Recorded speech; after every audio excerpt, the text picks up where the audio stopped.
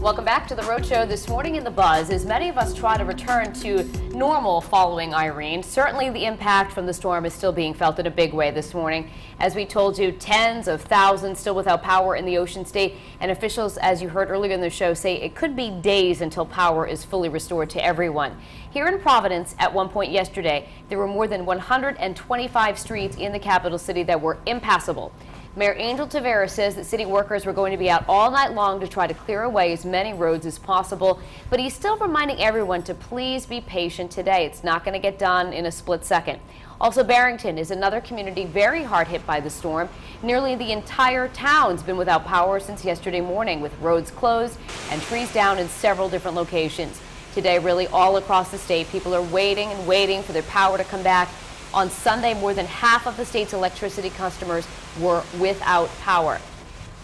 So, you know, we know that we lost power from those really intense winds. What do you guys think would have happened had it been worse, had it been Category 1, you know, that struck us? Yeah, but not only power out, you know, all over the place as a result. Middletown DMV is closed today because of, you know, as they try and recover down there. The island, Aquidneck Island, I have a friend down there I visited yesterday, and man, I'll tell you, that's just the side of the state that I was on, and it was awful there. And as we mentioned at the top of the show, can you imagine that, you know, we were, I don't want to say, a lot of people were like, you know, oh, it's just a, you know, tropical storm. But there were a lot of people that were like, oh, it's not going to be that big of a deal. And think about it. It was only just a tropical storm when it hit us. Right. And it destroyed most of the communities in one way or another. So can you imagine if it was a 1 or a 2? I think one of the big differences, and again, I'm not a meteorologist, but the rain, you know, might have, if you had a tropical, I mean, an intense, you know, Category 1, we might have gotten even more rain. We were very lucky with the rain. I mean, we still got like 2 to 5 inches.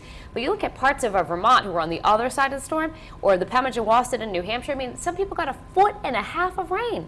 And entire bridges, flooding, old bridges being washed away. Yeah. You know, so we're lucky in that way. Wind, the big problem for us. And I think it's very, very hard for everybody to stay patient today. Don't you think this is going to be the hard part?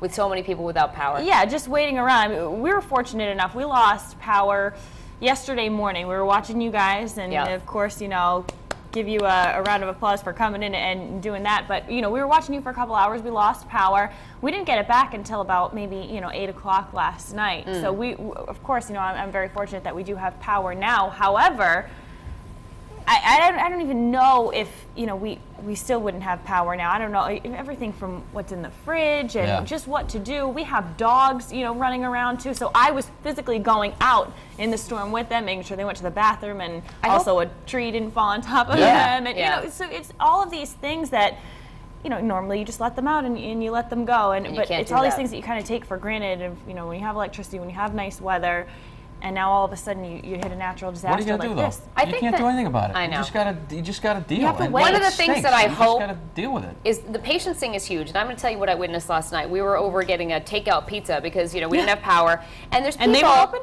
Oh, there's a bunch of places open on Route 2. Which helps. But people were getting frustrated with the workers at this particular pizza place because it was taking an hour to get their pizza out. I was like, listen, you people don't even know. We're 8 hours into the storm and you're losing your mind already. Right. One of the things that I hope, and I'm going to say this just out loud right now, is that the state, you know, National Grid, they're all out there working hard to clear everything away. Just remember that these people have been working since early yesterday. They're working round the clock to get everybody sort of back to normal. So just try to not lose your mind. It'll happen. And you have to understand, too, some people, yes, you might not be without power, but they're tending to those who are really struggling, who have maybe been hit even harder. You know, maybe there's a tree on their home, or maybe they're really, you know, maybe certain people need power before others. So you really they have do to be prioritize patient and wait, Yeah. absolutely. And think about the people that are trying to get your power back, probably lost power as well at their house too. So. And they have families that they still have to take care of and all that too. We've all just got to chill and work together. It's easier said than done, though. No road rage on the highways. Be patient with your neighbors and the people that you don't know, blah, blah, blah. And you know, you're probably sick of us talking about it, but it's just the way it is. It stinks, but what can you do? It's patience, and it's easier said than done, of course.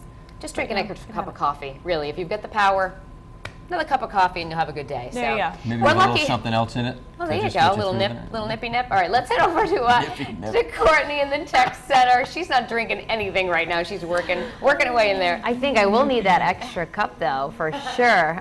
We've all been on massive amounts of coffee through the weekend. We have some of our live blogger friends online right now, and lots of Facebook people who are pretty pleased with the efforts. Let's start on our website. And Joe said, I could not ask for a better response from the state of Rhode Island, National Grid, state officials, local police, and fire. He says all the residents came together as a community should. He says we've set an example for the rest of the country. It's pretty flattering there. Here's the poll right underneath the live blog. So how do you think the state's cleanup efforts are going?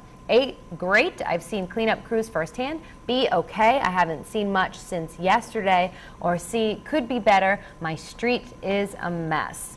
Here's a look at our Facebook page. If you guys are on there this morning, definitely leave us a comment regarding today's buzz. Anthony McDonald says power's already back in Narragansett. When National Grid said no electricity for 3 to 5 days, they must be doing a good job here.